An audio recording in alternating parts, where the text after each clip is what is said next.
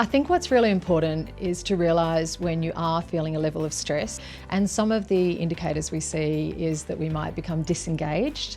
We might not be as joyful about this beautiful business that we created, and we kind of forget why we started it in the first place.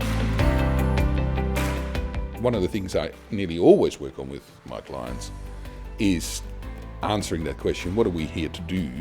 And therefore, what do we say yes to and what do we say no to? And that in itself can reduce pressure enormously. People who are thriving in their small businesses do some really fundamental things, and one of them is around the health pillar, which is eat, sleep and move. So what energy do you need in the next 24 hours? So therefore, what are you putting into your body that serves you?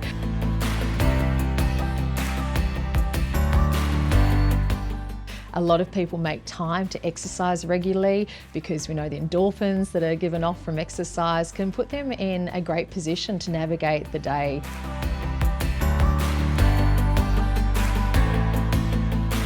If I was to recommend small changes to people, the first thing that I would traditionally fall back on is the breath. It's something we take with us everywhere, and just learning to take a nice deep breath with a slow exhale from time to time really is the biggest asset they're ever going to have.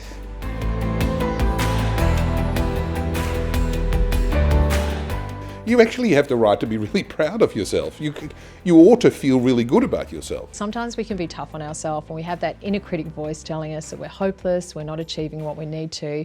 And what I've found is more helpful is the voice of self-compassion, the voice of the kind and wise friend that says, hey, you're doing well, keep on going, you've got this.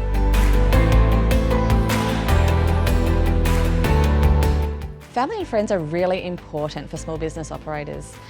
The reason is often when we get stressed, we're probably the last people to start seeing the signs. So as an individual operator, it's really important to be receptive over comments or signs that family and friends are raising. A group of your peers, a group of people who are in the same boat as you are, meeting once a month for lunch or for breakfast or whatever it is, in a safe space. That is incredibly powerful because it suddenly you see, oh, I'm not the only one that's dealing with this stuff.